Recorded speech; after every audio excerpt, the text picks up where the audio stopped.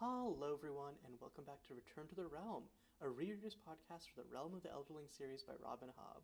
I'm Kayiu here with Alex and Leah, and today we're going to be doing chapters 26 through 30 of Assassin's Quest. So, in this section, Fitz and Co. continue their journey through the mountains, and have their first encounter with the skill pillars and the city of Kelsingra. And finally make their way to the Stone Garden and are almost there to Verity.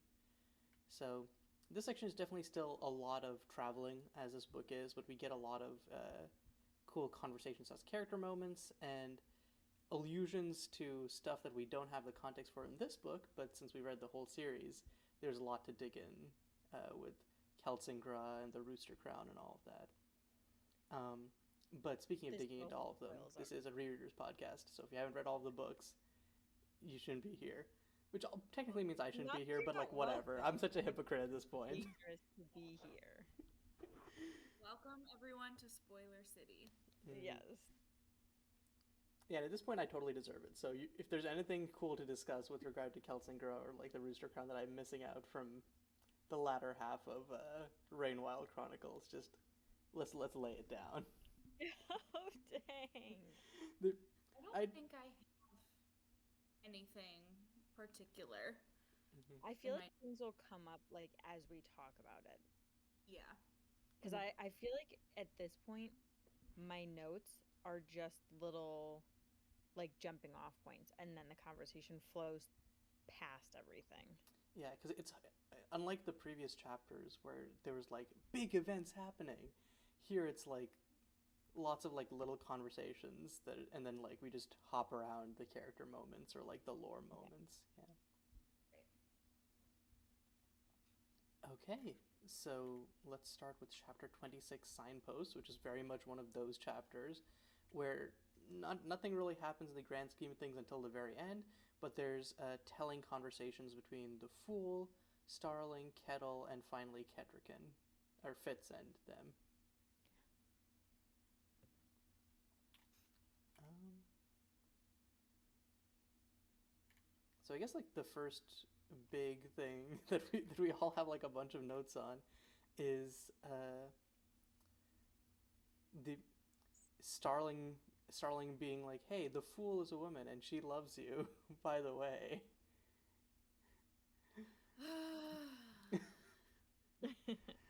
As someone that's like heavily involved in the LGBTQ plus community, Starlight just grates so hard because like the fool when it comes to Fitz is presenting male and like who cares what the fool is, male or female? Like they are gender fluid, but she's just like fully outing them, which is just like truly a horrible, shitty thing to do Mm-hmm. because it's setting them up for like if any one of this group is like hateful, she's just outing like this gender fluid person Mm-hmm. just for the sake of like getting under Fitz's skin. I I just hate Starling. She's so awful. Mm-hmm. I also think like the She- way I read it almost is like I feel like she doesn't even like perceive it that she's just like, well, the Fool loves Fitz, and like I feel like they just don't even have a conception of gender. It's just like homophobia, where they're like, obviously if the Fool loves Fitz, they have to be a girl because like men can't love Yeah. men. Yeah, at Mhm. the worst, she's like super transphobic and like trying to out somebody, and at the best, she's just homophobic and thinking, "Oh, if you love Fitz, then you have to be a woman." Yeah. So it's like Mm-hmm. Either way, not very good. your way, Starling sucks. Mm-hmm. But it is interesting to see, like in this series, how early on the topic of like gender fluid and like ambiguity with the fool's gender shows up. and then how they kind of use that in live ships. Because this book, I looked it up, and I think the first printing or publishing of this book was in 1997.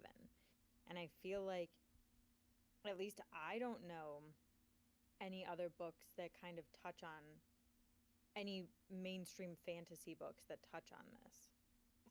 Yeah, At least not in particularly- like a very heavy-handed way. Because this is like the Fool is a main character. Right. Yeah, it's like impressive. Like you have gender and gender ambiguity and gender fluidity as like such a theme in this series, and for it coming out in the 90s, like no one was talking about this stuff in the 90s. Like it's more common now, but it's still not common in this genre, especially in like a huge well-known series like this. So I really admire Robin Hobb for like, I think she said like, oh, I didn't set out to like make something that makes statement, but it does. Like just having, it sucks that it does, like having that kind of diversity and representation shouldn't make a statement because it should just be like something that's done anyways, but Right. it does. And I think like the way it's done is also just like so, it's like such a good way to like convey it to the reader, because again we're like like there's the assumption of like we are like Fitz and like we are stupid, and like the way that like the Fool like is explaining stuff to Fitz is almost just like explaining stuff to the reader, which like I think is like for who would be the assumed average audience of this when it came out makes a lot of sense as like a device for conveying that.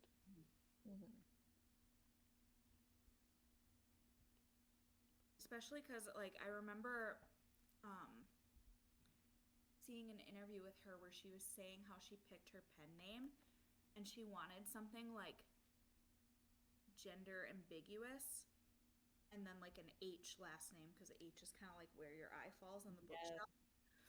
And it's like, if you're looking at it from that lens, like maybe you capture someone that's a little bit more close-minded and wouldn't necessarily go for a fantasy book written by a woman, but you hook them in your first couple books, and then you like introduce this theme that might help open somebody's mind, and like, oh, they're reading a book by a woman, and oh, there's like a character that's gender fluid, like someone that maybe previously was more close-minded might change their point of view or like start to rethink certain things.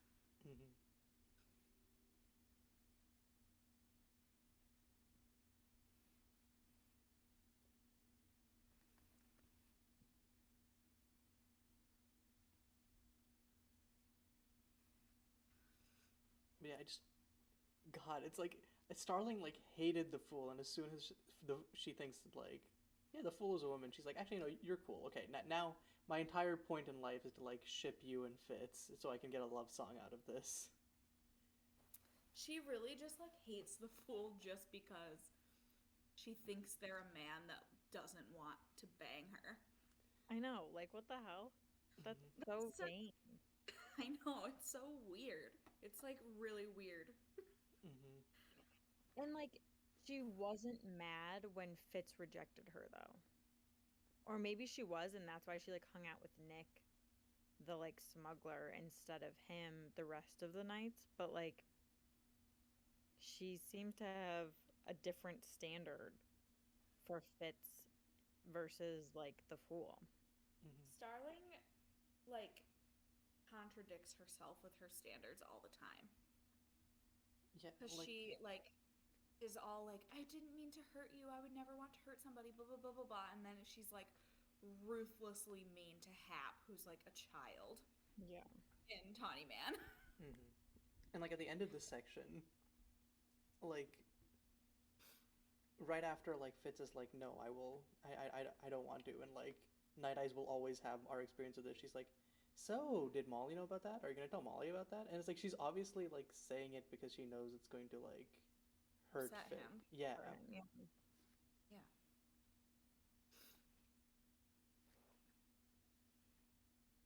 just think she's like a mean-spirited person in general.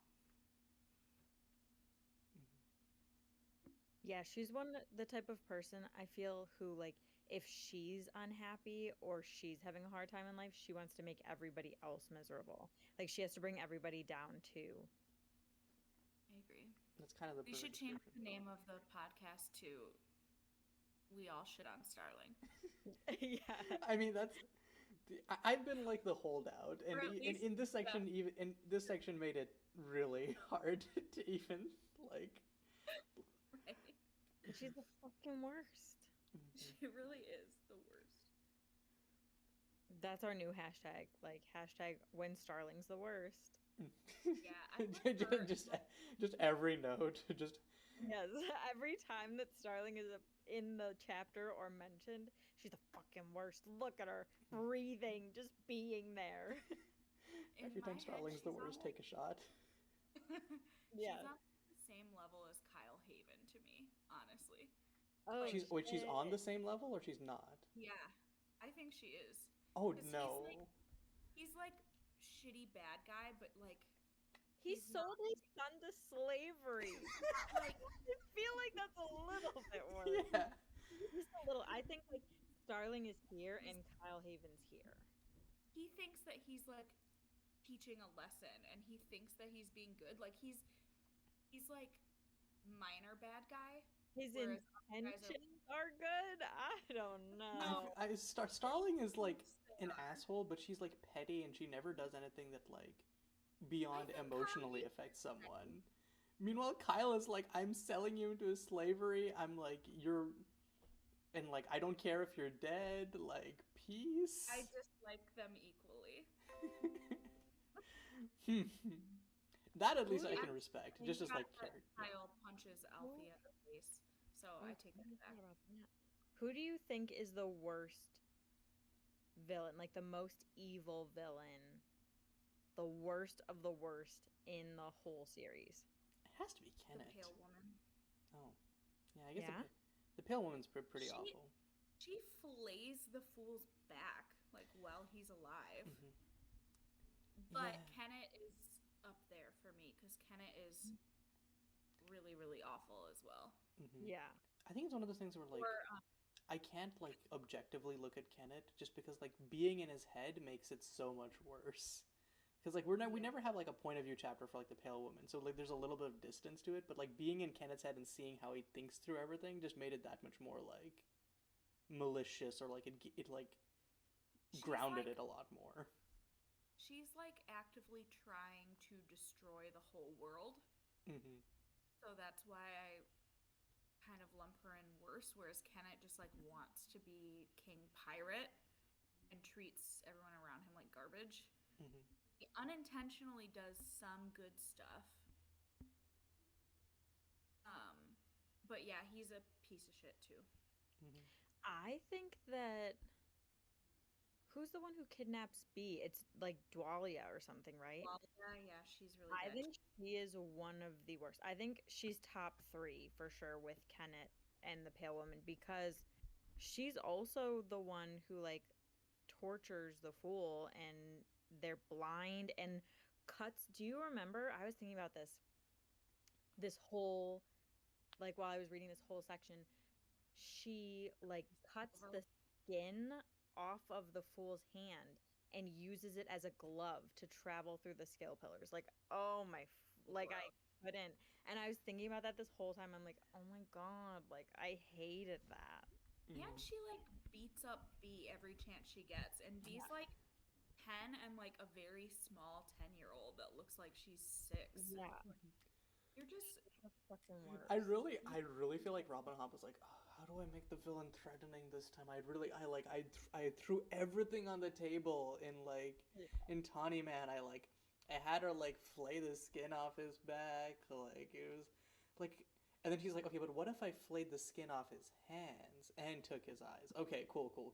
We'll just up the ante a little bit. and took his child. Oh, and took his child. Yeah, I hate her. She is one of the absolute worst. Okay. All right, well, back to this chapter. Is this the first chapter where they are on the skill road or not? No, they've been on it for a while. No. Okay. Well, there's like one part where Fitz is getting super skill high, and he says, all these sounds to make a word, all these words to frame a thought, language came apart in my hands. And like that whole passage just reminded me of like getting way too high on accident. And then you're sitting there and like, what are words? How do I know how to talk? Right. And then he starts saying something, like I think he starts a sentence and then gets distracted by hearing his own voice. Like, No, it's Yeah. not even. It's like- I think he says like, "What?" and he's like, "Whoa." Like He's like, it's, "That it's, has it's, way it's too some many one word meanings." thing. Let me check. yeah. Yeah. I think it was like wait or something like that. Or hush or something weird. No, he said it is Says hush. Yeah, it is hush. He's like, our words mean nothing. They have so many different meanings, and that they can't mean anything. And we just know what people mean by tone and by like meanings we have assigned to noises, and like he's Which, like- getting very meta. Mhm. Yeah. Which And like in true this fits, but not the section- time to think about it. Yes. Mm.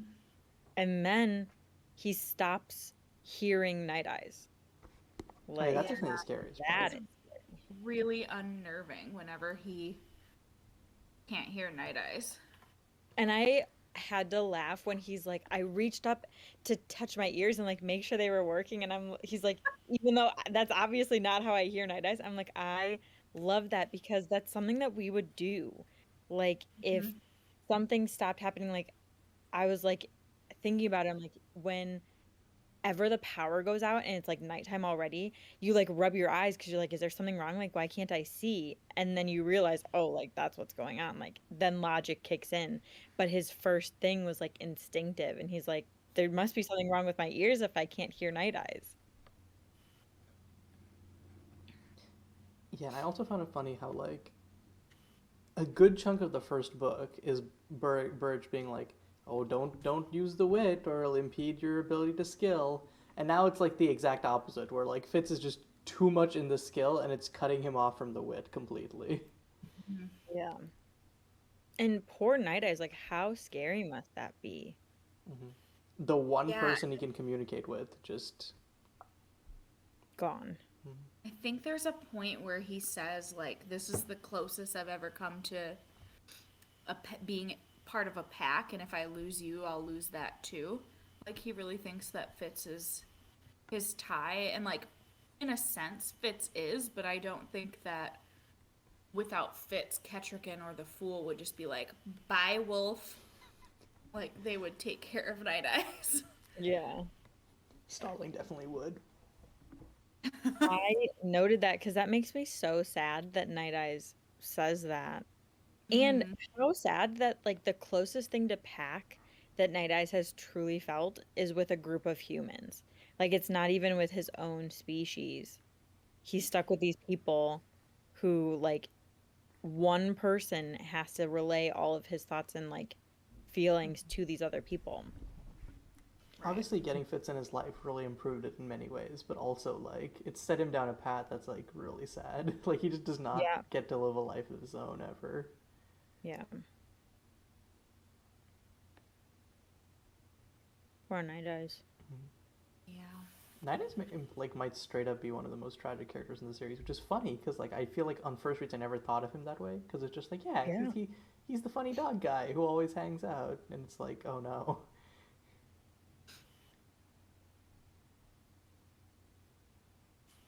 I actually think one of the most tragic characters is Kenneth because Yeah. of his childhood.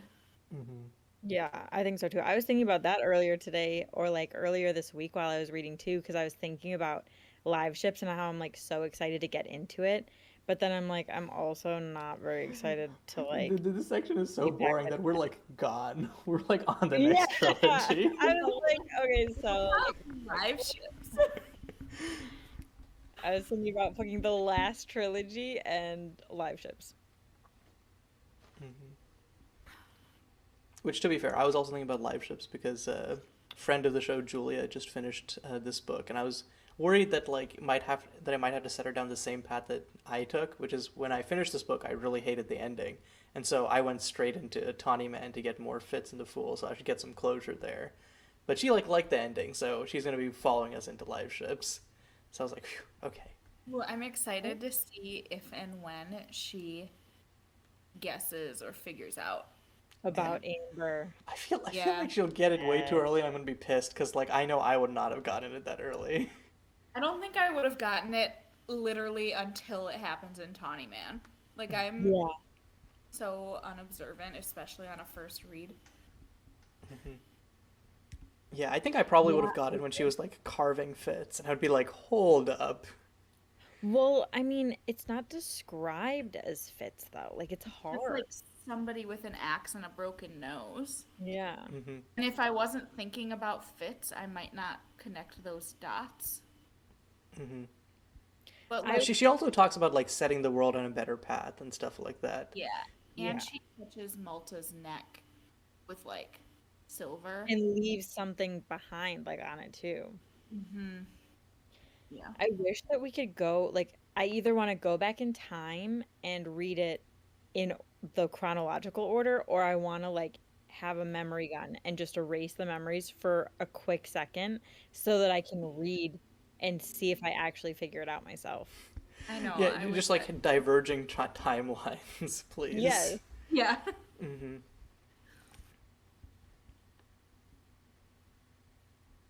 I guess speaking of timelines, one thing that I was thinking is, I feel like Kettle gets hyped up a lot.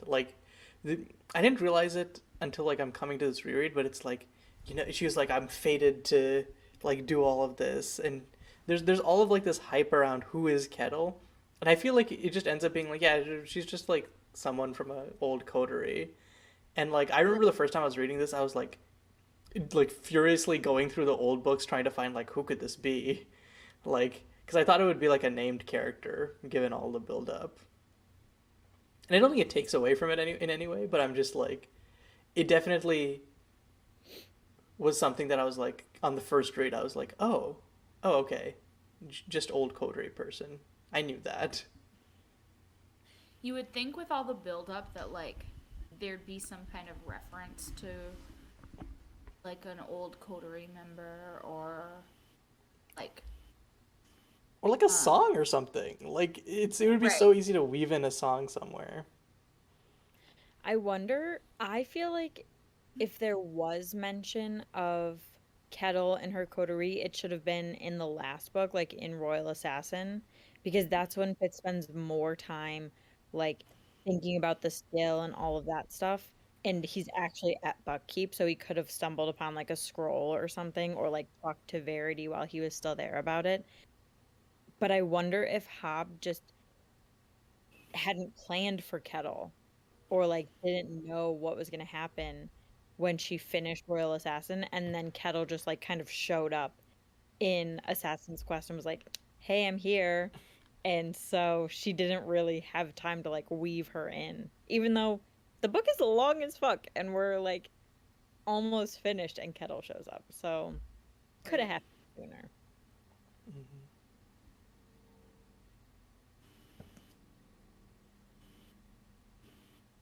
Yeah, it definitely, the more I read it, there's lots of times where it's wow, she really set that up, and there's other times where it's oh, that wasn't you couldn't drop at least one reference, a crumb, and once again, this adds to my growing theory that Hobb did not actually write these books, but in fact went to an alternate world and is just transcribing something that actually happened in another dimension.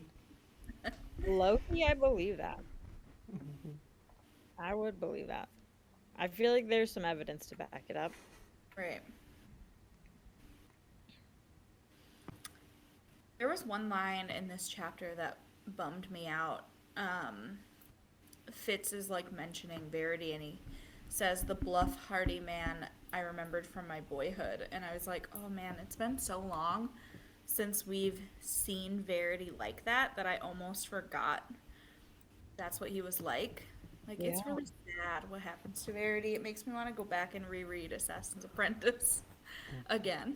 Just to find Verity and see Right. him like, how he is. But I don't think he really shows up very much in Assassin's Apprentice. No, Like not very maybe much. once or twice in passing, and like he gives Fitz a little toy, but he really doesn't show up very much. Mhm. Yeah, that's actually also made me sad because it's like Fitz is so good at being like, when all of this is over, good thing will happen, and it's like, no, none of that is going to come to pass. He really tries his best to be optimistic, and you can't fault him for it. He tries. He's better than I am at being optimistic, that's for damn sure. Hmm. I mean, it comes from his thing of like, I do not see it towards reality, which is also what puts him in depressing circumstances in the first place. So, That's true.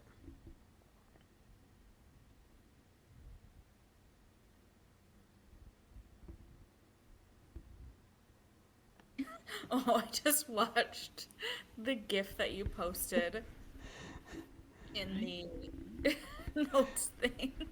oh yeah, well, I'll have to like put that into the edit. But yeah, I'm just, dead. but yeah, It's Like that. in reference to, I said, poor Kettricken is pouring her heart out for the first time, and Fitz just vanishes into a mid-sentence.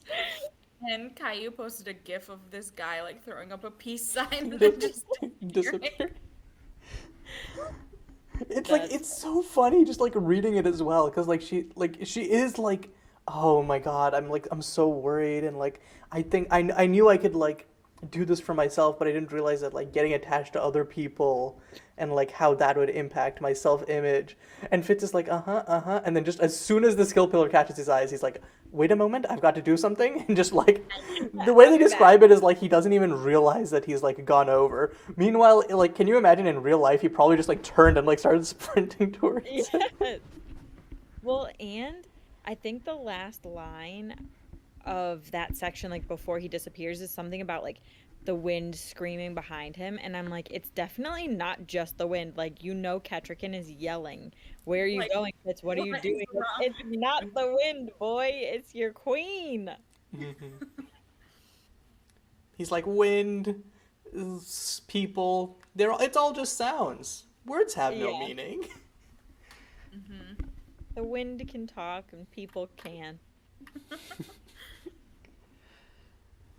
Speaking of queen, though, apparently Night Eyes says like wolves have no kings, but I guess they have queens because he says she has the wit, don't you, my queen? And that's Night Eyes like I almost said skilling, like trying to talk to Communicate with Kettricken Kettricken. directly, Mhm.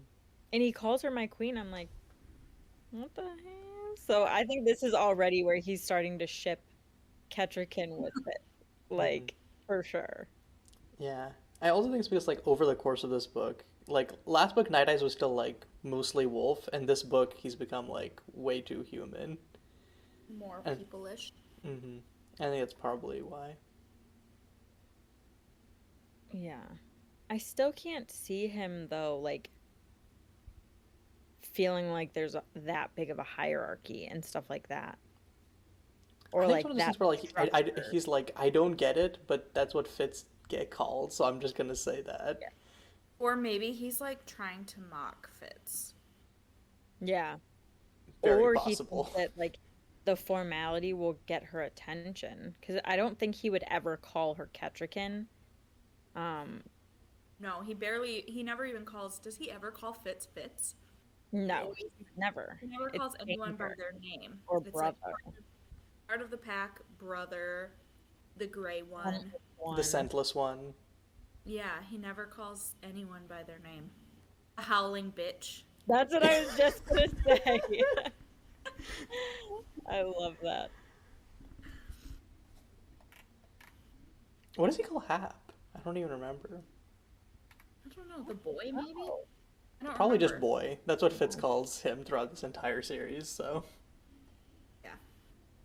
Fitz pulling a freaking Burrich, not naming his kid. Mhm. What's Hap's real name? Like, Mishap. Yeah. That's sad. Fitz I should've- know, that's the worst name ever. That's like naming your kid Mistake.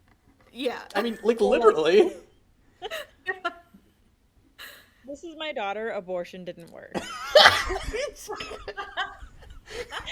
Like, that's basically what his name is. Poor Hap. That's the So new this name is my for my next this is my latest child planned, and my first. My first child unplanned. Mhm. So bad. Oh man. But yeah, like Alright, well, Fitz is like such a hypocrite because like when he was young, he was like to every adult in his life, he was like, "Name me." And then now that he's an actual adult, he sees like, "Oh, that's a responsibility," and I don't fuck with that. Yeah. He's like, oh, you came with a name. Who cares what it is? He's the worst. Night Eyes could have named him better.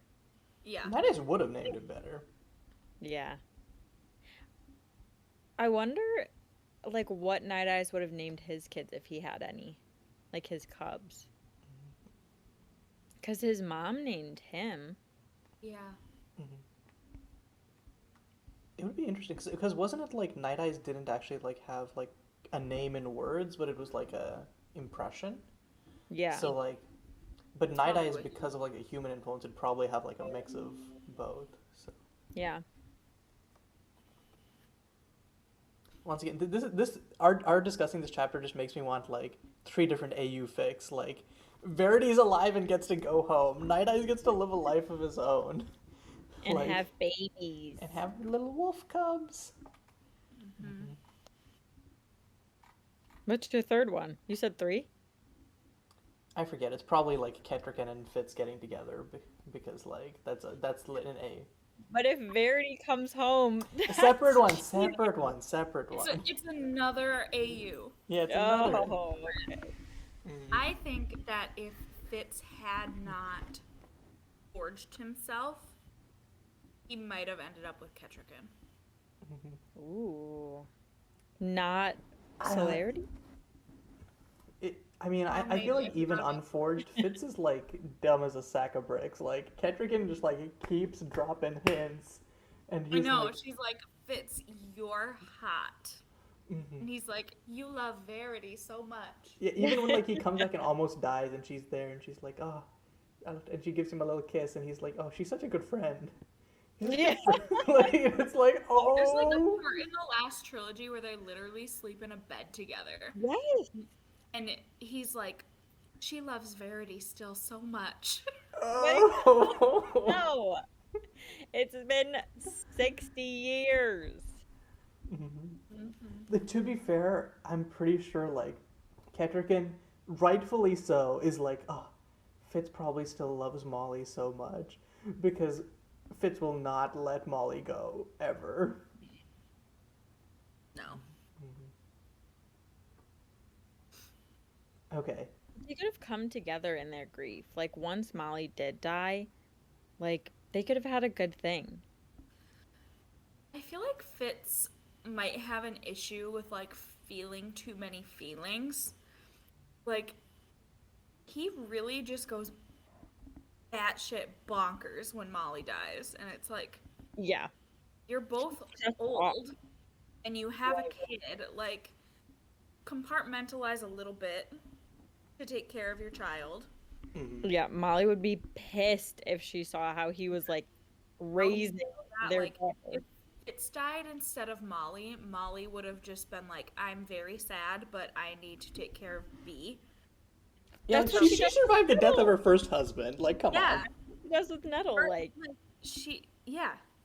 Fitz does die, and then Birch dies, and she like holds it together, like. But then she dies, and Fitz just comes apart at the seams. And it's not even like the other deaths that because Fitz has had to experience so many deaths in his life, and like and traumatic deaths, too. Right. yeah, and like this, Like, like he should have relatively seen this one coming, or maybe not seen it coming, but like This was, once you like, get past a peak certain age, old it's just like yeah. Mm-hmm. especially at like that time, where like even though the Six Duchies was like an age of prosperity, it's like I feel like the average life expectancy was probably still like 60 or something. Yeah.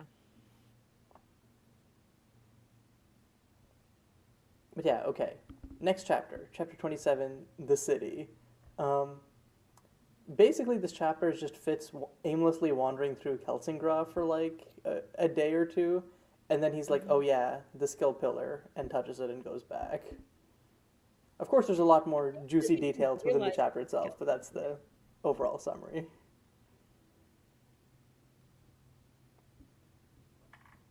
I only have 2 notes for this section, and one of them's about a dragon. I love that it shows up. Yeah, I do too, and I think it's really funny that the entire time Fitz calls it an elderling because he's just like super wrong. Yeah, it's so funny to see, like rereading it and being like, "That's not an elderling, bro. It's He's so like people with weird colored eyes that you passed before who were really tall. Like those were the elderlings. This is a dragon." Mm-hmm. Which, to be fair, he's gotten like a bunch of mixed signals from all of like the tapestries and whatever. But yeah. Yeah. But he's so confident. Like he sees, like he's before that he's a little bit confused. What is an elderling? What does it look like? Some have wings, some look like people. Blah blah blah. And the second he sees a dragon, he's like, an elderling. This is it. Nope. And the worst part is like he even has like the word dragon because he's like the dragon was lounging, and then he's like out loud he says elderling. I know. It's like that meme where they have like the head and it's like what you're saying, and then like the arrow out the mouth. Like have you seen? It's like dragon, elderling. Yeah. It's just like Fitz. Wrong. The one thing that Fitz does do right when it comes to the dragon, though, is his description. Like, I think he is the only one who's this detailed in his description of the dragon.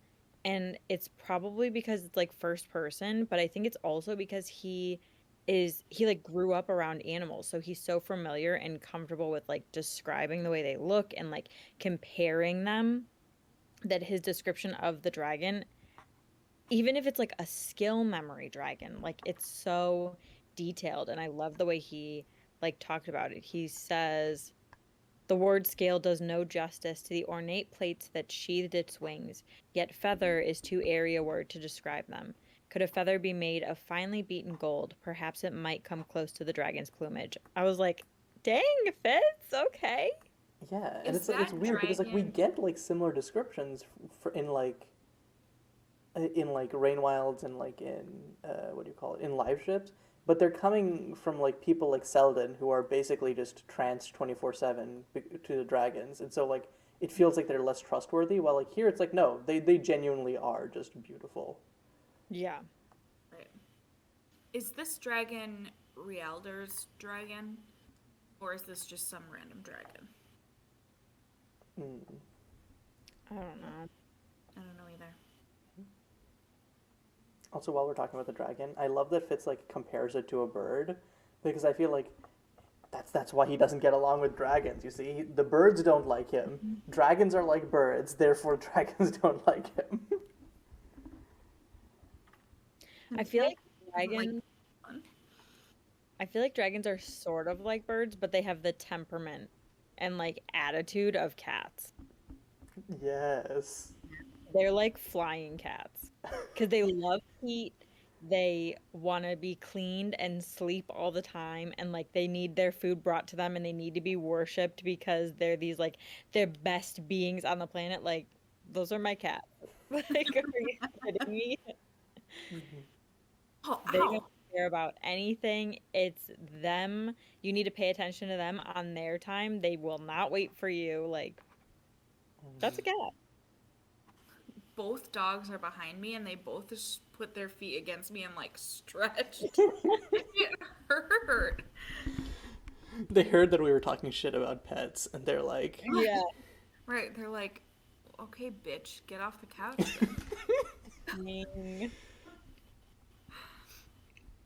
You're really gonna bring up cats when talking about dragons and not us? Like, like dragons lie around all the time. We lie around all the time. Come on, make the connection. Mm-hmm. Yeah, they're both like one on one side, one on the other side. That's so cute. I think I don't know how Fitz doesn't fully lose his mind in terror, because I remember the first time I read this book, I did not understand what was happening. And I was like, there are ghosts everywhere. This is suddenly a horror novel. Like, this is so scary. And Fitz is just like there's one, the only part he even references it being like scary is he says, I lay down and close my eyes and try not to think of ghost cats or what phantom folk slept in their beds on the floor above me. Like, he mentions being unnerved, but like, that's the only time he's really like, yeah, I laid down and tried not to think about the fact there are fucking ghosts all over. Like, by the end, he's just annoyed. He's like, damn, these motherfuckers get to eat. They have inns and shit. Like, I would have just curled up into a ball in a room and cried. Mm-hmm. Like, I would have kept my eyes shut the whole time. Like, that would have been so scary to see. Yeah. And I feel like it's got to be the skills influence on him that like makes him not 100% like terror panic the whole time. And then I think it's also like it's so vivid that he like starts believing that he's the ghost. And I feel like that's kind of the part where your mind starts getting old. Like, if he spent more time and longer time in there, he would have started believing that everyone else in that city that he could see was real and that he wasn't. On some And I Inception think shit. that's kind of what happens with somebody. Not naming any names, as though we have not already named the name, but Accidentally. No, it's fine. At this point, again, it's my fault for not having read the books, but yeah, I feel like he doesn't go like absolutely loopy because he experienced it on the skill road, so he's like, okay, yeah, this is just like this is wild, but also I've been seeing spirits for like the past 3 days, so you know, par for the course. And he had just had elf bark, so I think that's part of it too. Oh yeah, Kettle also says that, right? Yeah. Fitz has this dream where he like is kind of skill spying on Shade, and Shade is with this like naked badass. Do we ever find out who that is? I think that is one of his, like the mother of one of his kids. Baby mamas? Because he says in the last trilogy, he's like, do you remember so and so? She was like a guard or a soldier or like a captain or something like that. But this isn't a guard, captain, or soldier. She's like a bandit or something, right? She's like a Maybe horse. she She's like was a horse. guard and then she got fired. Not caring about royal stuff or Yeah, who's I think she like specifically is like, what do you call it? Let me check. Who was the other? Oh yeah, lady? she's a horse. She's a horse thief specifically. It says. Okay. Yeah, when Laurel I was Bitch Vigilant's mom, the huntswoman from Tawny Man. And then I don't know who Shun's mom was. Some like vain woman. Maybe this one. Maybe. I feel like Shade couldn't be dumb enough to have a kid with a woman that he didn't like admire or respect. Like, I He feel like said- it had to be someone who he respected, right? I remember him saying about Shun's mom that they just like partied all night and gambled and hooked up, and then she like extorted him for money because she had his kid. Dang. Yeah. I mean, And that's probably like- why Shun sucks. Can we get a paternity test? Are we sure that that's even his?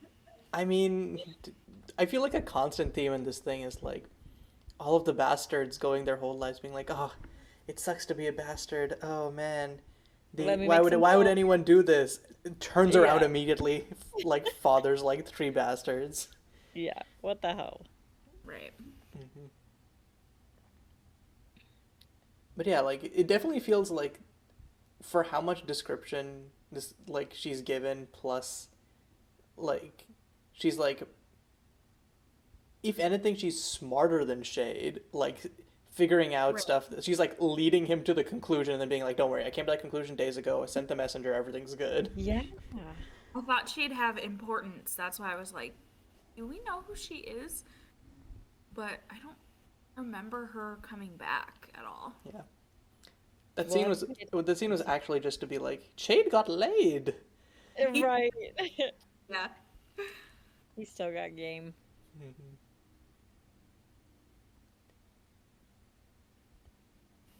Oh yeah, one part from this chapter which I thought was really funny. Fitz is like walking down the road and he's like trying to figure out what's going on. He's like, some folk enjoy a puzzle, but it just gave me a pounding headache to complement the nagging hunger that had been gnawing at me since daybreak.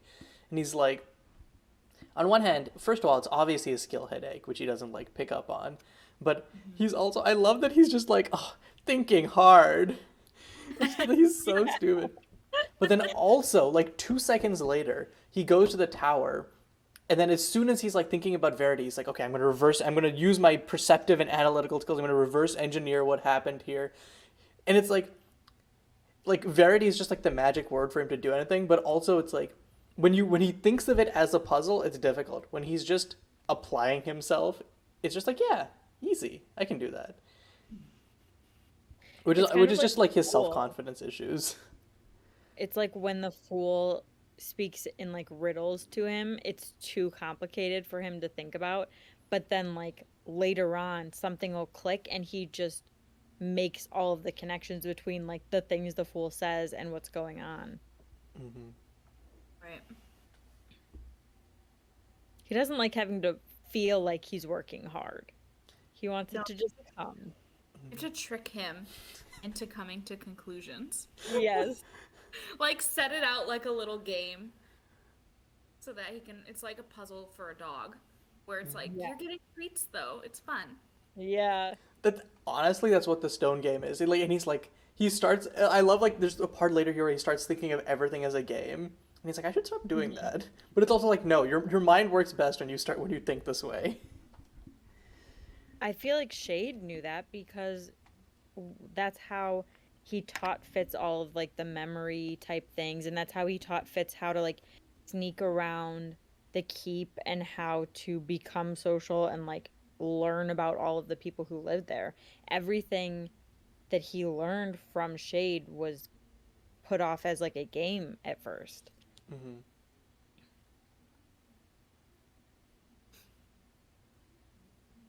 He just wants to feel like a kid, like all the time, and anything that like he's like thinking is an adult thing. I'm going to brain off. Thinking is for grown-ups. He's really on his Peter Pan shit. He may call himself a man, but he ain't. Mm-hmm. He's like, I want to be an adult and do adult things like make bastards and drink brandy, but I don't want any responsibilities or to have to do any puzzles. Yeah. Puzzles are so out.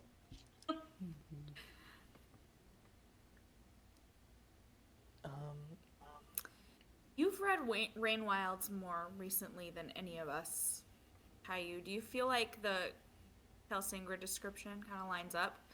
Because I don't remember it being as like dilapidated as. I think it's just because like the city is so sprawling, and I think like it sounds like there was like one part where it was dilapidated, but like everywhere else, like I feel like he doesn't describe the rest of it because like he's like in that like skill trance or whatever. But it's like the fact that he takes special care to be like this part's dilapidated and it sucks. I feel like just implies like the rest of the city is still pretty intact, which makes sense. Basically, anything with the skill stone doing pretty fine.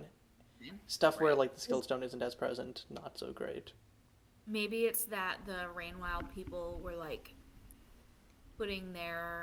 taking up resident in like the more wealthy Elderling side where there'd be more skill stone, and then maybe Fitz is in the not as wealthy where people are just using like wood. He literally says like the rotting wooden stairs and stuff. So Right. They- Right. And I also think that like the Rainwell people are like we have not had shelter for like God knows how long. Like Mm-hmm. That's what I was gonna say. They just appreciate any of it and they think that it's fine. Like it'll do better than like just being out in the elements. But Elise goes to the like map tower and stuff. Yeah. Does she describe the rest of the city like around the map tower as rundown and stuff? I don't remember. I just remember her complaining about how someone fucked up the map. The window, yeah. Very I remember reading it and being like, "Hey, Farseers." It was Farseers. Those are our boys. Always fucking shit up. Yep.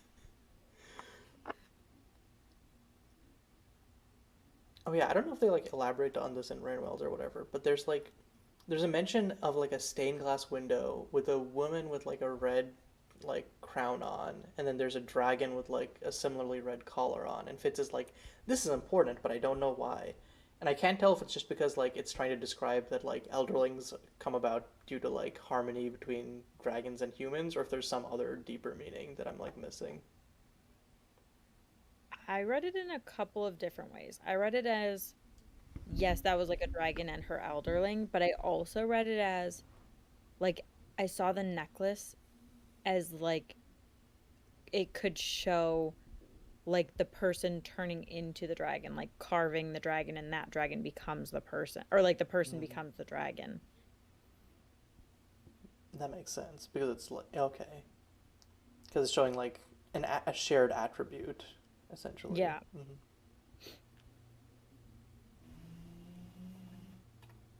But I don't think it's ever elaborated on anywhere. Gotcha.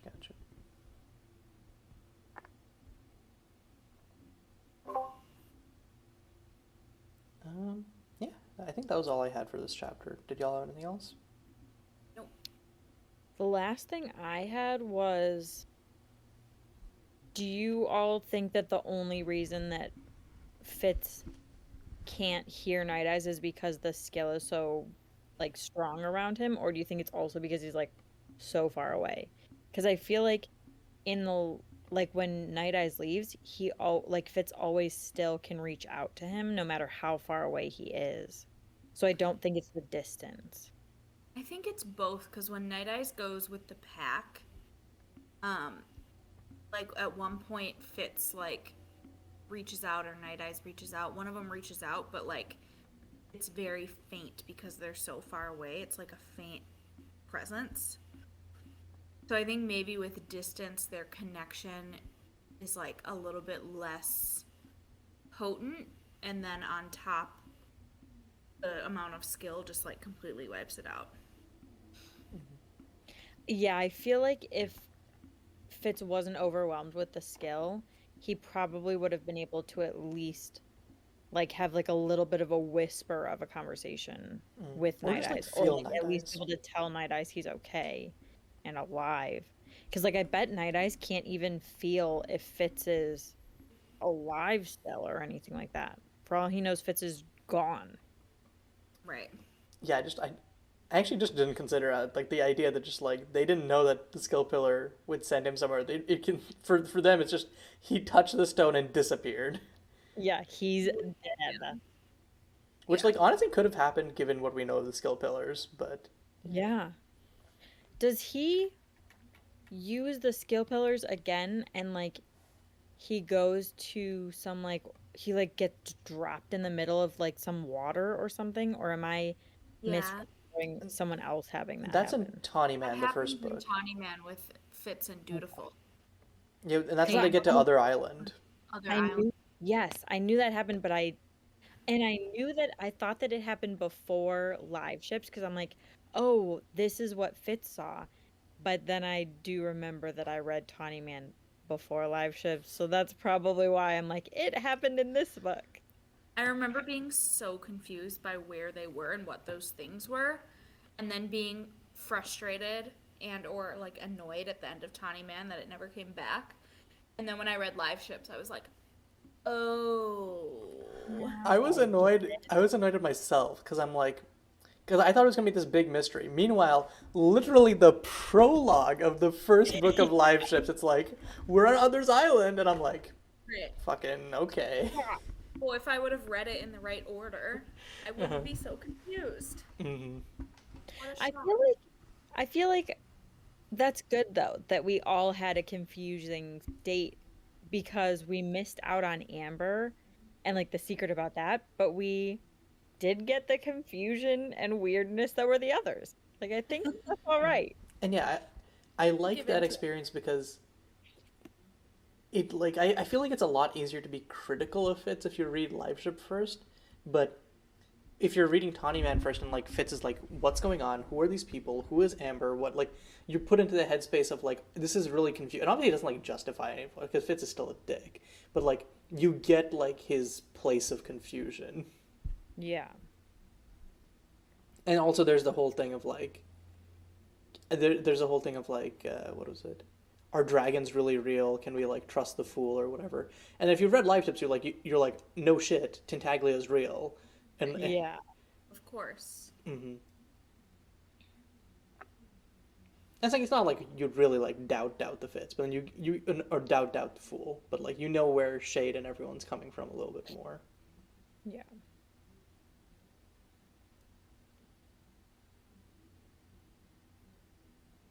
But yeah, since we're just clipping along, I guess chapter 28, the coterie.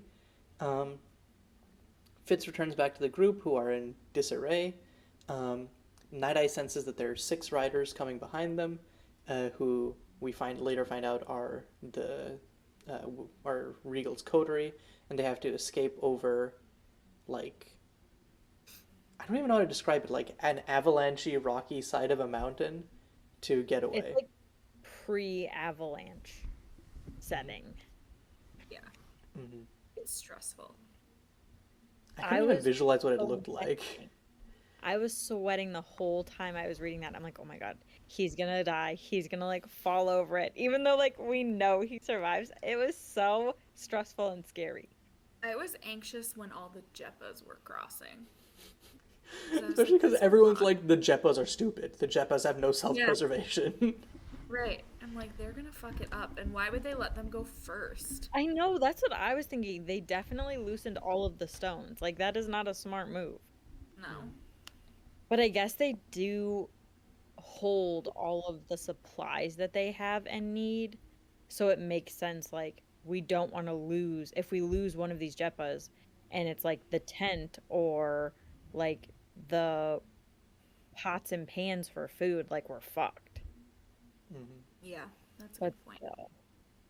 it's probably also like, let's test this out with the Jeppas because if one of them goes down, at least it's not a person.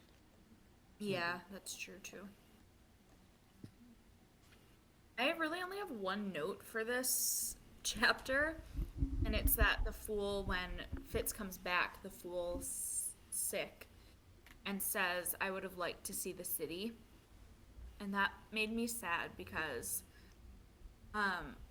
if I remember correctly, the first time the fool has the opportunity to go to Kelsingra, they are blind, so they can't see it.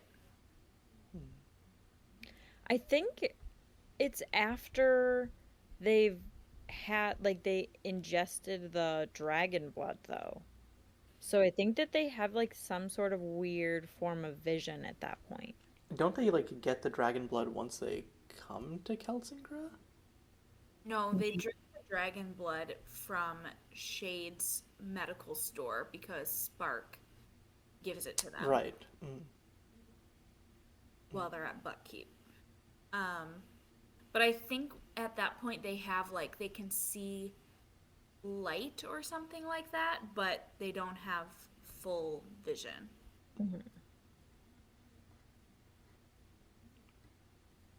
But yeah.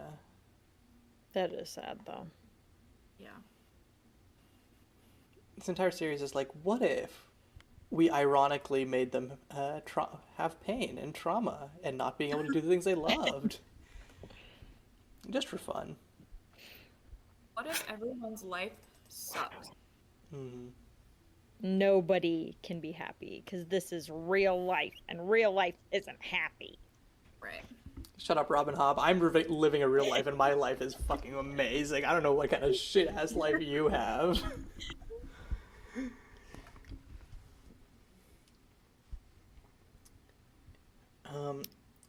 Okay, this chapter reminded me of one of my favorite recurring gags, which is just every time, like, Kettle is, like, looking at Fitz and is like, this bitch. Like, I've been studying prophecies for hundreds of years. I'm like ready for the person who's gonna save the world, and it's this fuck up. Are you serious? Are you serious? And Fitz is just like, I mean, I don't know what you expected. I'm just me. Yeah. Yep.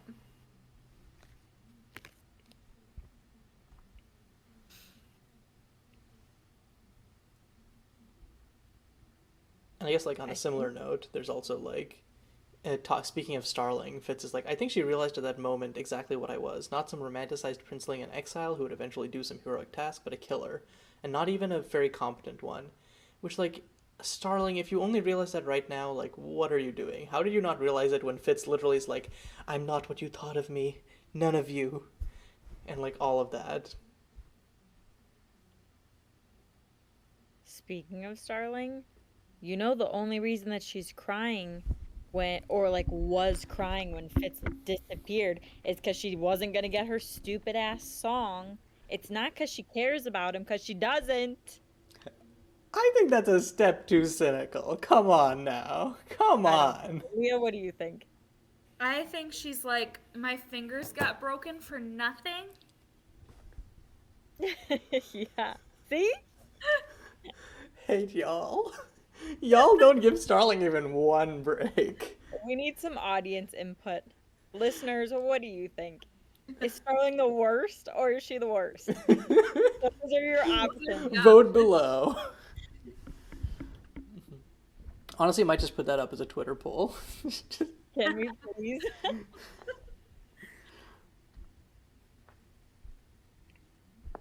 That's all I had, though. My other note was like about Night Eyes, because this is the section where he says, this right now is as close as I have come to being accepted into a pack, but if I lost you, even it would be lost to me. That's really fucking sad. Yeah, that made me sad too. It's like, poor Night Eyes. I know, he can never catch a break. I feel like once Fitz like secludes himself in the cabin, he should have gone on a quest with Night Eyes to find himself a mate. Because like Fitz lost out on his, so the least he could do is be a bro and help Night Eyes find one. Yeah, Night Eyes deserves so much better. Not wasting his life. Wasting both of their lives. He could have had baby Night Eyes running around, raising them as his pack, like. Mm-hmm. That's the AU I need to see. Fitz being a wingman. To Night Eyes. Yes. Night Eyes does it so often. We need some reverse roles.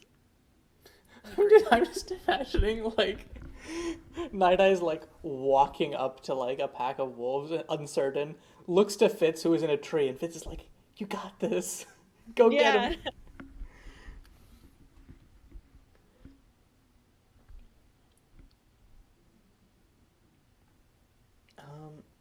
I love how Fitz is, like, so protective of the Fool here, or, like, the Ketrin's like, we gotta keep moving, and Fitz is like, I'm not going. The Fool isn't feeling well. The Fool is seriously sick. And it's only Fitz who notices that there's something wrong with the Fool, because he knows the Fool that well, that like their skin is never warm. So when it is, it's such a shock, and it's like Fitz knows immediately that something's wrong. Mm-hmm. Like, he won't even pause this journey for like Molly or for anything else. He's like, no, I have to keep going, I have to get to Verity. But when the Fool is sick, he's like, no, we have to wait until the Fool is better, even though Verity's in my head all the time.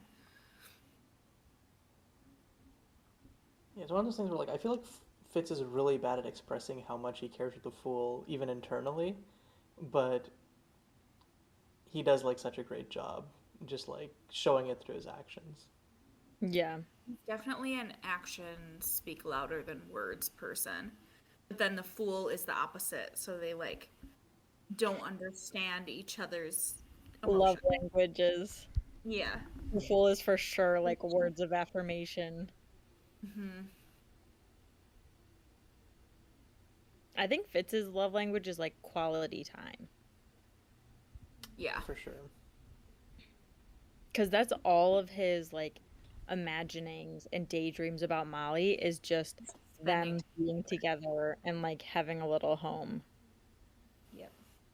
And like his favorite time with the fool as well is just like hanging out in the cabin, just like not even doing anything specific, just like being together. TM. Yeah, and then when Fitz tells the fool that he loves them, the fool like reverts right back to the way they were in Assassin's Apprentice, like ham springing everywhere and like doing all of these like gymnastics moves, and they're like, he loves me. To be fair, the fool was in a mood for like then Yeah. the whole like yeah the Starling, I was worried that like if my manhood would ruin her for everyone out for every other man, Yeah. and then like the whole like song, just like I love later on in Tawny Man, like the fool's like embarrassed, like oh my god, I was such a stupid teenager back then.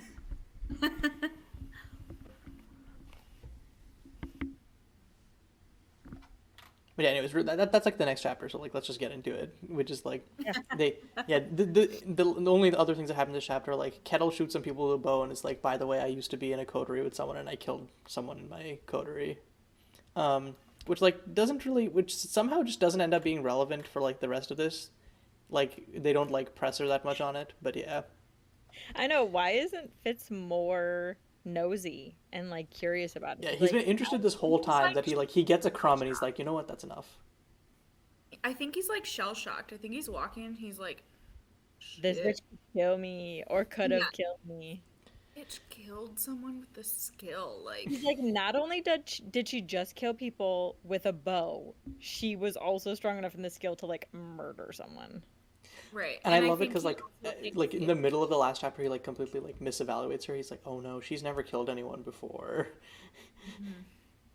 I think he also thinks if he doesn't say anything, then she might keep talking. Because that's how he is, I think. Yeah, and at one point she pauses and he's like, I didn't say anything. And then she keeps going and like continues her story. And then I think at the end he's like, the fuck? Yeah.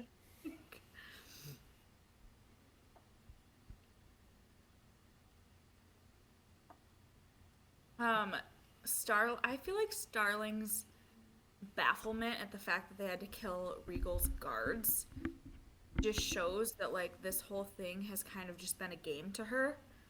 Like I think she realizes it's dangerous, obviously, like bad things have happened and terrible things have happened to her, but I don't think she fully realizes how life or death it is. Like it's literally like if we don't kill them, they will kill us. And It's not we about honor. It's not about anything. It's literally just about kill survival. or be killed. Yeah, she's like, Right. they won't you like offer them a challenge? And it's like Starling, what? We're not knights, bitch. Like, Like, and it feels We're like she not should get this by this point. Like, Right. I think she's so used to hearing about quests and adventures and everything through the minstrel songs that either she sings or she hears from other people. So she doesn't realize that there's more to the songs. Like she thinks that it's just like she doesn't realize that it's glorified and that that's not how it actually is. Right. but it's like she's been in battles and stuff, and she talks about how like, I used to believe that the world worked by these rules, and then like, they, I found out it didn't. So it feels like weird. It just feels like this is weird, but like, this part like feels like weirdly or badly written because it feels like it's going through. It feels like it's rehashing a thing that like Starling already had earlier when it was when it was like what do you call it with like the bandits and stuff, or not the bandits, with like Bolt and stuff, where she's like, "Wow, you killed them" or whatever. I don't know. It just felt weird for her to be like having this epiphany again. Well, I feel like it's different because, yes, she's been through war, but I feel like with war and battles, it's different because it's head on. It's like you see your opponent, you both see each other, and you More of a fight each fight. other. And Right. with this, it's much more sneaky and dirty, and it's like we're sneaking up on these unsuspecting people. It's not we're in the middle of a battle in the war. And I think that that's what she's used to, and she hasn't been around. Yes, she's been in courts, but I don't think she's realized how dangerous it can be to be in court and to be like royal or part of the royal family or work for the royal family. Like she doesn't see the quieter sides of that. Mm. Right. I guess you really could just like it. It all just becomes easier if you're just like Starling is kind of dumb at some parts. Like Yeah, I think she's naive. naive. Yeah. Naive's a better way of putting it. Matters.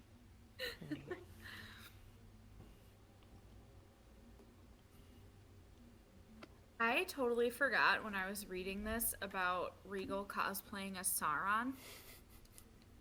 Like, Yeah. He really It's just gets on kinda his megalomaniacal shit in this book. yeah, yeah, the all-seeing eye of Regal. Regal is almost scarier than Sauron. He's not scarier than Sauron, but he's close. Yeah, I feel like with Sauron, there's always like a little bit of distance. So, in the sense of just like the way that he's described, while like Regal, because we've had like the up close and personal experience, it's like, oh yeah, scary. Because we're related to him too. Mm-hmm. Right. It's but still. Mm-hmm. It's like when have you guys read Lord of the Rings? A long time ago, but yeah. I really need to. Well, if you've seen the movie, I think it's in the I have the extended edition, so I forget what's in the actual theatrical ones or what's in the extended ones, but there's a part where like Pippin steals this palantir from Gandalf that they like found in Isengard, and he looks into it, and when he looks into it, Sauron like gets into his mind and is like rifling through his mind to figure out like, you're a hobbit, what are you? He's like interrogating him. And then because he's in his mind, Pippin gets like a glimpse of Sauron's plans. So it's like this whole thing, and it reminded me of that part where Regal's like in Fitz's head, but Fitz is also a little bit could be in Regal's head if he could figure out how to like flip it, you know? Mm-hmm. And Fitz is definitely more competent than Pippin, but only by a little bit. Yeah. Only Yeah. Fitz is about as easily manipulated. True.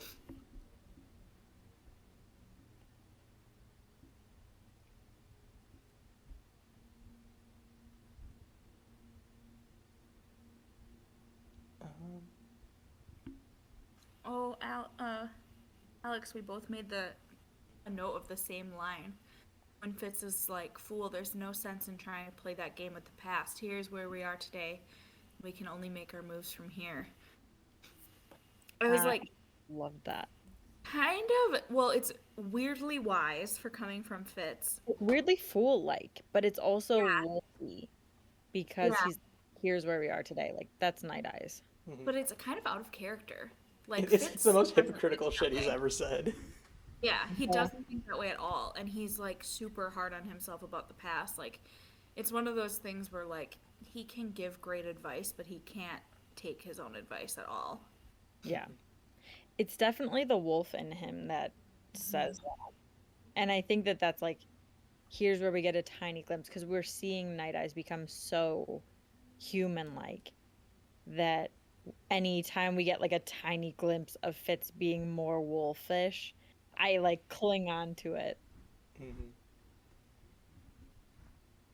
Also, it's kind of like we were talking about, like everything is a game, or like Fitz has to think of everything as a game because he's like a little kid still, and he's like talking about it. He says there's no sense trying to play that game. Like, all right, that's My friend is getting her master's in um, school psychology, so she can be a school psychologist. And she said, so it's a lot of like working with how things affect like kids and their brains. And she said, like, when you have, if there's like a super traumatic event or like traumatic abuse that happens, your brain just like stops maturing to try to like protect itself. So you'll be stunted at whatever age that like starts or that happens.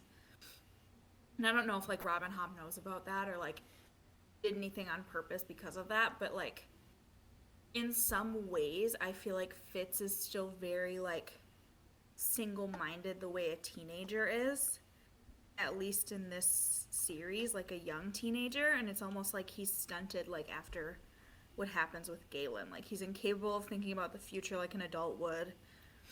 He's like super flighty. He's really like, you know, so it seems like maybe he's a little bit stunted because of. well. I feel like Galen was the start of it, and like Fitz might have been able to get past that, but then everything that happens with Regal at the end of Assassin's Apprentice just cemented the trauma like into Was him, the start and of it that's not being what was abandoned by his mother at age 6? I feel like that might have been Yeah. the start of it. He just, you know, did, Yeah, he said a lot of it. that's a big one too. not that his mom willingly abandoned. Yeah. No, I don't think she did. But I don't think She she did fought try. hard enough to keep him either. It's Yeah. complicated, yeah. I'm sure that she did, and he just didn't see any of it. And like she does come for him at like the Buck Market, but Right. it's hard. She probably killed her. We don't think about that. About it. Patience is his mom now, but she thinks he's dead, so he's got a lot of mommy issues. He also has a lot of daddy issues. He's got like parent issues. He's He got has issues issues, just in period. general. Yeah. Name a noun, he's got issues with it. Yeah. Thank God he doesn't have any siblings. He'd have issues with them too. Well, maybe he does. What if Ketrigan's like his sister? What? That's the incest. Are we going to Game of Thrones now? We've got Lord of the Rings and Game of Thrones.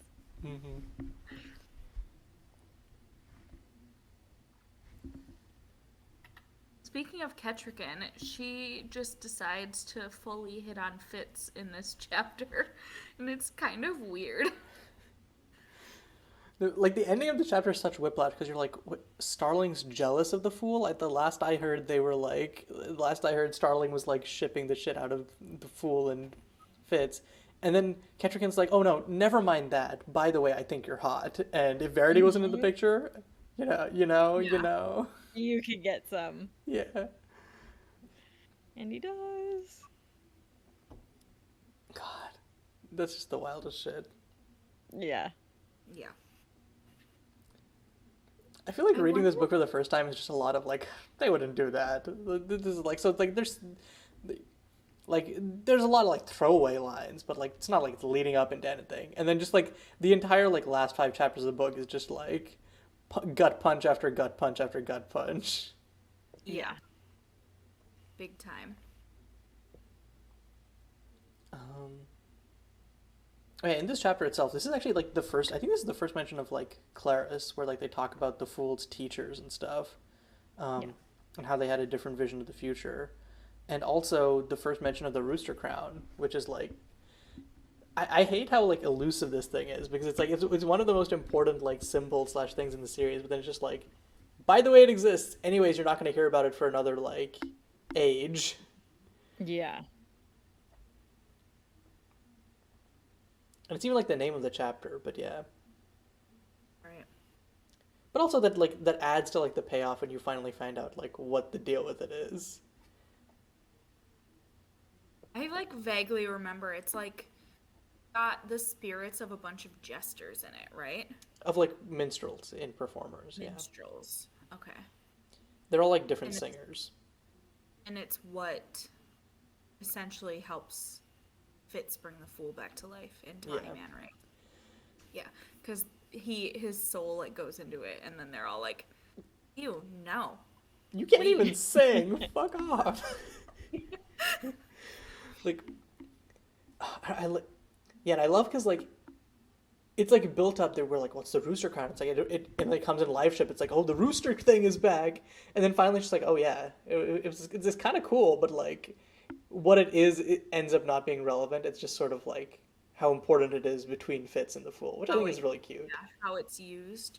Hmm. It's more of like what it symbolizes between them rather than what it is in reality. Right. I wonder how many white prophets wore the rooster crown also, because they knew that eventually it would be important. Because like Fitz or the Fool says something about how like they've lived so many lives around here, and this is finally the right lifetime where like things start happening, and like they're in the right place at the right time, and it's going to change, and that's why they become so like optimistic and like happy about things.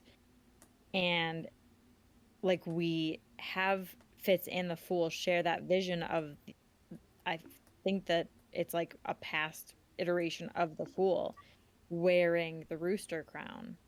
So I feel like it must have hung around the white prophets at least for a while, because like the crown or the white prophets knew that it was going to be important. They just didn't know when. Do we know like what the White Prophets did like in the time of the Elderlings? Because that was like technically a time of like peace, prosperity, good times, all of that. Didn't they cause the like genocide of the Elderlings? Oh, they did? I Yeah. think it was probably Claris. Yeah. Well, Claris and I kind of lumped them all together, White Prophets and Claris. Okay. But Claris definitely did. They like, basically like the whatever happened that like destroyed Kelsingra, but that's not enough to like wipe out an entire species of people. So they kind of like killed anyone trying to flee and like tried to destroy any Trace of them, references. Yeah. Yeah. Because they didn't want dragons to come back. Got you. And like, was Claris always, or like, has Claris been around as long as there have been White Prophets, or is it more like? Because I was thinking like, I cannot imagine like Realder and the White Prophet then being like part of like Claris or whatever. I feel like at some point they just must have been unaffiliated, and I'm just, was it just like things are going great, let's just hang out, let's chill, or was it like they should have been doing more to stop the founding of Claris and all of that? I think the White Prophets were like initially pure, like trying to do the right thing, and then Claris probably started out like that, and then they figured out that they could like manipulate, so then they started trying to breed their own White Prophets. Mm-hmm. I think that Claris came about from the White Prophets. Like the true White Prophets, like the Fool, created Claris as a library to house all of the previous prophecies and all of their prophecies, and they made it as this like sanctuary for white prophets because they are so different and unique. They don't really have a place of their own, so the white prophets like made this place for themselves where they could feel safe and they could like have all of this information and training, and then it eventually became corrupt like a lot of big organizations do. Mm-hmm. While we're talking about Claris, I just think like they're the coolest villains in the entire series. Like, just like conceptually, the idea of like just, I've always loved like Illuminati organization style villains, and it's basically that and like time travel or like time manipulation shit. It's like all together makes for a very threatening, like, final villain of the series, I guess. Yeah. And to think that they were the reason behind all of the previous villains as well. And I sometimes hate when they do that because it feels forced. Here it feels like it makes a lot of sense because, like, it's been, like, set up well. Yeah. It actually, like, helps make sense of things that don't feel like they make sense. Yeah. Or just feel, like, disconnected, yeah. Right.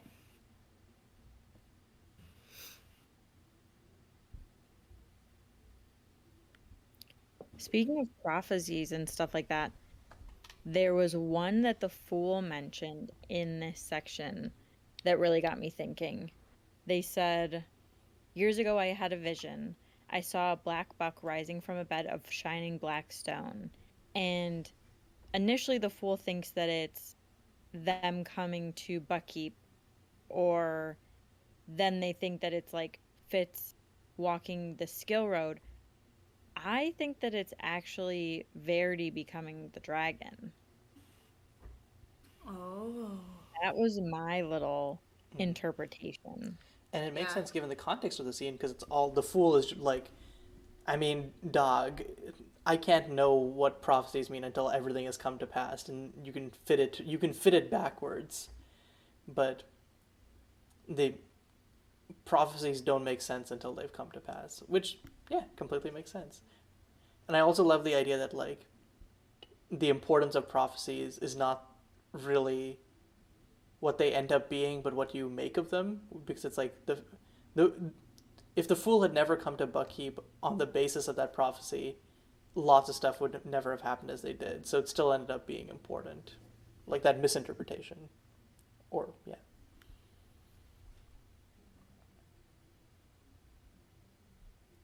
My last note for this chapter was just I love Night Eyes, Fitz, and the Fool just playing around in the river and just splashing each other.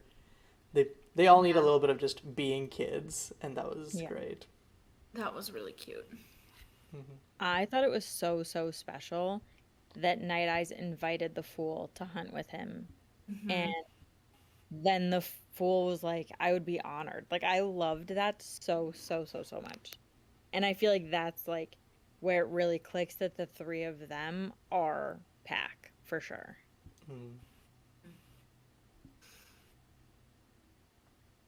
Because it's also like what Fitz said, because like it'd be so easy for the Fool to refuse because like he hates the cold and all of that, but yeah.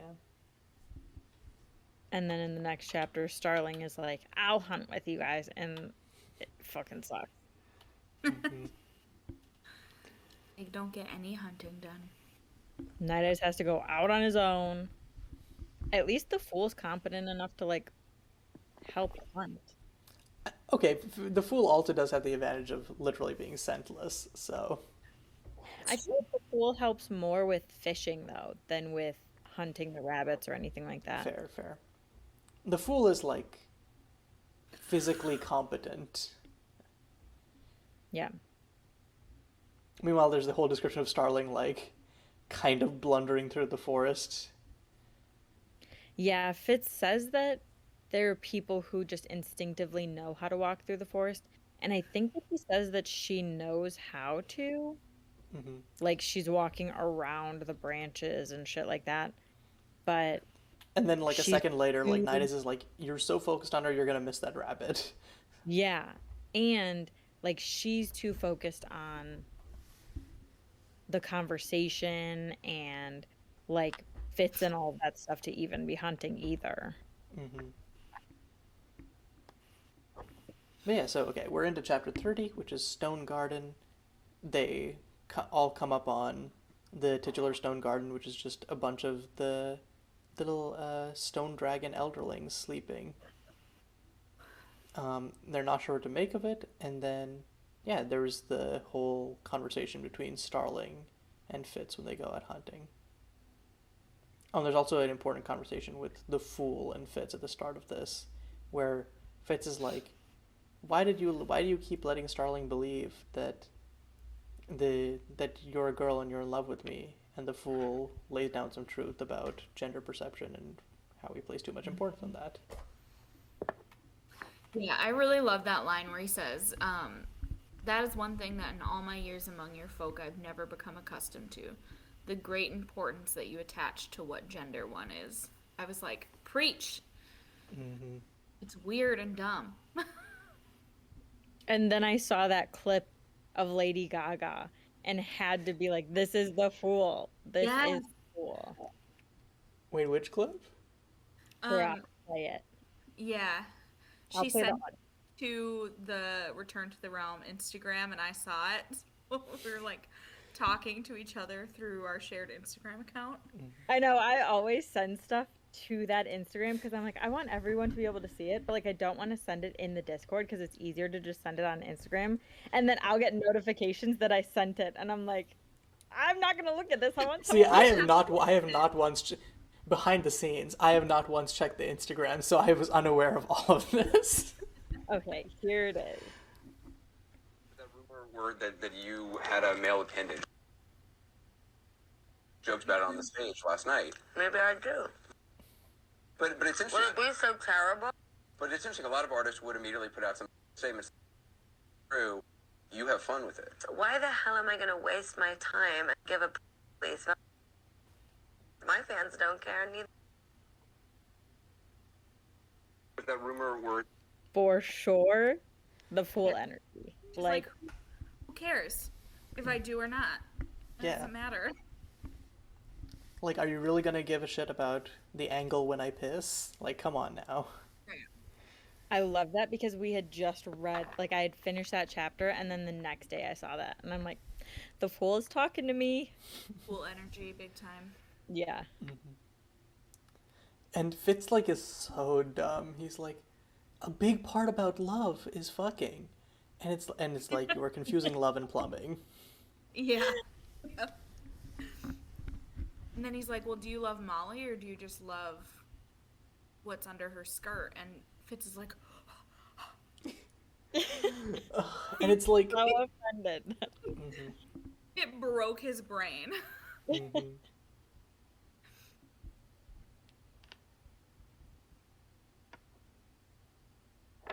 Also, speaking of the Fool and stuff, the Fool said, so Night Eyes wants to go hunting for wild pigs. And the Fool's like, I did not lose any wild pigs, therefore I shall not hunt any. Did not, like, Night Eyes said this in Royal Assassin, didn't he? Or he said it about a different animal in Royal Assassin. Do you guys remember that? I don't remember, but I believe you. Yeah. Because it's like, I think at the beginning, and Fitz is like, do you want to go? I think it is wild pigs. And Fitz is like, do you want to go hunt these pigs? And Night Eyes is like, did you lose a wild pig? And Fitz is like, no. And he's like, neither did I, so we're not gonna do that. Okay, I have a digital copy here on my phone, which I'm currently using as my camera, but after the show's over, I'll, like, search and see.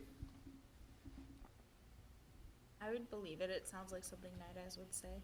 Mm-hmm. And it's so funny that it's like almost the exact line. Like it was so similar that I couldn't help but notice it. I was like, wait, what? Mm-hmm.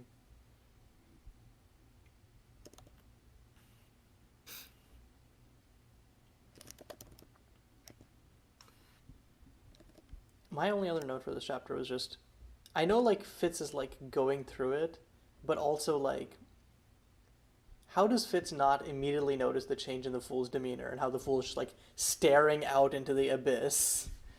Like, come on, dog. Yeah, there's one part where Fitz is like thinking about. He starts to think about like Molly and Nettle, and then he's like, "Oh, I can't think about them, or else somebody will know." And the Fool, like out of nowhere, says, "What you know, I can know."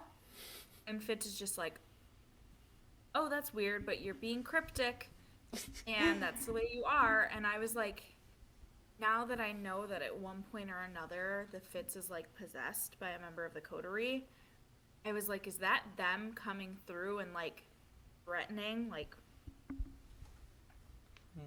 what you know I can know because I'm actually like Will or whoever it is?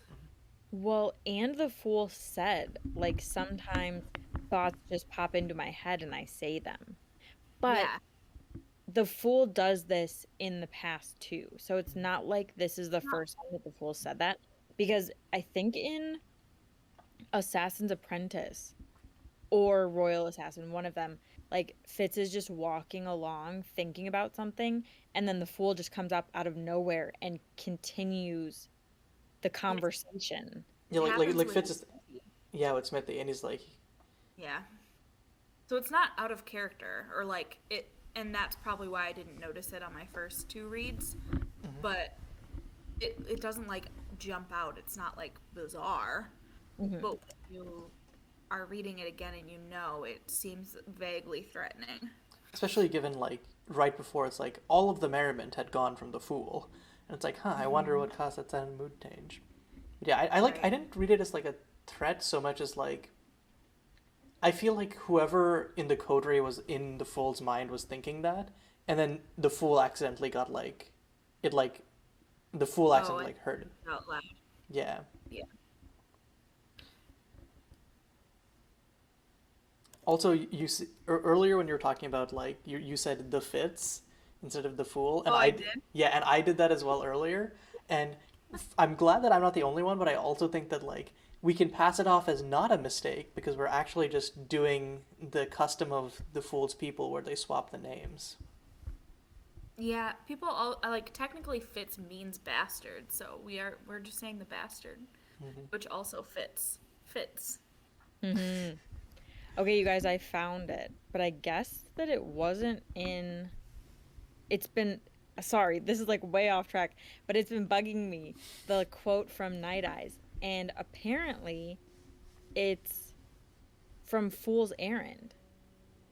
Because Oh. it says, "Shall we get up tomorrow and go looking for a wild pig?" And Night Eyes is like, "I didn't lose any wild pigs, did you?" So Night Eyes is quoting the Fool, actually. That's I love cute. it. And wait, is this before or after the Fool comes back? Probably, I don't know. Probably after, because I feel like that's when Fitz gets a little antsy and he wants to get up and do stuff because he's Makes like, sense. okay, I'm kind of been too stagnant. I want to do something reckless. Right. I love that it's actually reversed though, and that Night Eyes quotes the Fool. Like, that's really cool. They're both they're both so similar in the fact that they're the only two characters in this series who have a sense of humor. So Yeah. And Yep. they have a weird connection with Fitz. I think it's interesting how close Fitz gets to figuring out what forging is, but he just can't like connect the dots. Yes. He's talking about like the stone dragons, and he says, "Here I sensed life, but there was only cold stone under my hand. It had been the opposite with forged ones." And he like thinks about something else, and then he says, "I groped for some sort of connection, but only found the odd comparison." And it's like, you are so close, and we're not gonna get the answer for like another 6 books, but you're so close. yeah, and it's like once you know that life can go into the stone, because like once he goes and meets Verity in the quarry, that's when like you could. That's when I feel like he could really make the connection. But Yeah. I mean, I had no fucking clue until like the actual No. thing. So. I didn't either. It seems obvious when you're rereading it, but like on a first read, it would never just randomly occur to somebody that like you could Yeah, put their especially essence because like stone. Verity is like it shows like Verity putting so much effort to put himself in the stone, so you'd assume like how could you just throw someone into the stone? And then it's just like, but then like there's the blood connection and all of that. So Right. Yeah.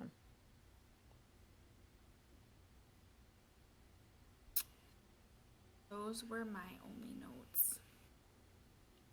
same. My last one is just I totally forgot that the like stone dragons retained their color while they were sleeping. Like I totally thought that they just turned gray when they were in like hibernation mode and then they gained their color back when they woke up. And then I'm like reading and I'm like hearing all of these like beautiful colors and like shiny things and they're like looking like real dragons and I'm like, what the fuck? Like I thought they were stone-looking ones right now. See, I had like something in the middle where I thought their colors were dulled, and then when they woke up, they like came back to full color. But then obviously no, because they're just like, wow, the color hasn't faded at all, and I'm like, shit. Yeah, they're just vibrant as fuck statues. Like, weird. Which also explains like why they were like, oh shit, is that a real dragon? Yeah. Especially after Fitz saw one in like the skill memory in Kelsingra. He like knows what they look like now, and then seeing something like that physically, like almost in the flesh, that must have been so scary. I remember the first time I read this, I was like terrified, and it was bugging me that no one was taking Fitz seriously when he was like, they're alive. I was like, you guys are all just touching up on these dragons. Like, they're gonna wake up and kill you. Yes, I I was was the the same one thing. person that like can literally sense life forces. Like, And like Night Eyes does not want to go near them. He is no. terrified.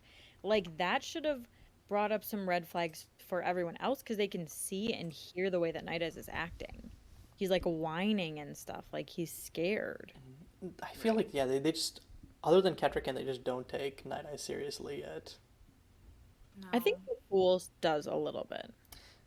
Oh yeah, I would yeah. in their group. I would trust Night Eyes' instincts over anybody else's. Literally. Like we see how animals can like react or they sense things faster or more sensitively than we do. Like they know when earthquakes are coming before we feel them. So like I feel like these people should have trusted him at least in that regard. I agree.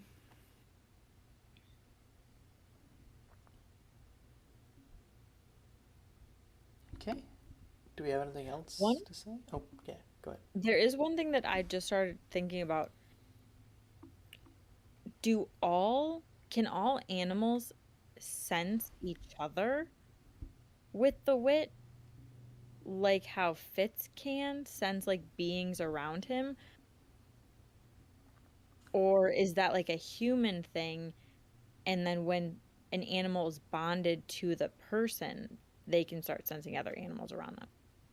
I feel like it has to be like they can sense other animals around them once they're bonded, because other like or like their sense of it become or they can sense other animals with their like they can sense other animals with a preference for their own species, but it becomes enhanced when they're like wit bonded. Because otherwise, I feel like it would make hunting like really fucking weird.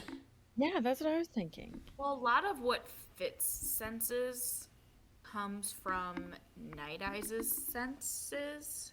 So it's just Kind of- like scent and sight and like hearing and like all of the advanced senses of Night Eyes working for Fitz. I think And so. he can also feel people. He like does have an awareness of living beings. Yeah, and he doesn't get that from forged ones. So if it was just based on like smell and stuff, he would still know forged ones are coming. Yeah. I don't know. Maybe we'll get an answer from Webb. I trust Webb. And if we don't, we can post in Reddit. Yeah. Somebody answer my question. We'll know.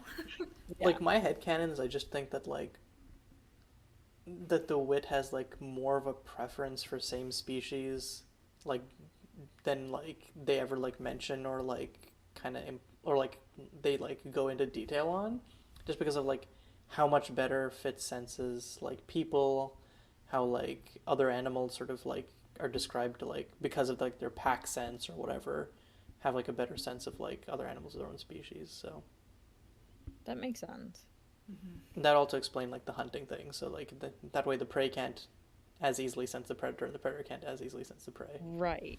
It's not like too easy. It's not like a cheat code.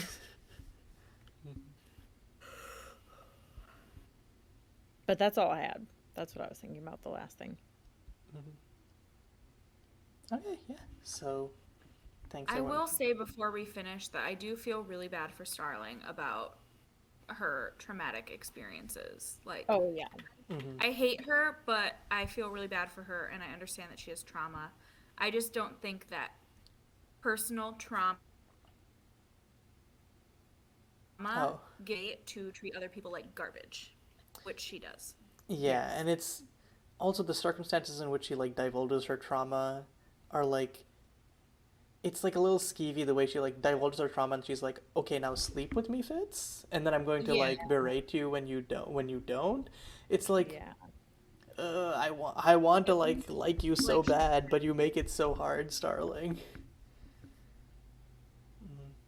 Yeah, it feels like she's trying to manipulate him. Mm-hmm. She definitely is. But I do think that we at least get a better understanding of like how strongly she feels about like victim blaming now, because I'm sure she's had to deal with it. Right. Like other people have blamed her for the trauma that she went through. And that's why she's like, you can't fault yourself for the horrible things that happened to you. Like, I don't do that to me. I can't do that to me. You know, you have to just realize that sometimes bad things happen. Mm-hmm. And also, Right, like, that was just my piece. I felt like I shit on Starling so much. I had to make it clear yeah, that I wasn't do sure if we wanted to like go over that feel part bad for for multiple her. reasons, but yeah. Yeah. Mm-hmm. And also, like, even if Starling is just like saying it to hurt Fitz, I think it's like it makes sense that like Fitz should be considering these things more. He never like he always has like this idealized vision of what it's going to be like to go back to Molly, and he's still making the same mistakes that led to Molly leaving in the first place, which is like not acknowledging reality or considering these things. Yeah. Which it almost sucks that it's coming from Starling because it means that Fitz will not consider it as much, as if like the fool told him it. Mm-hmm.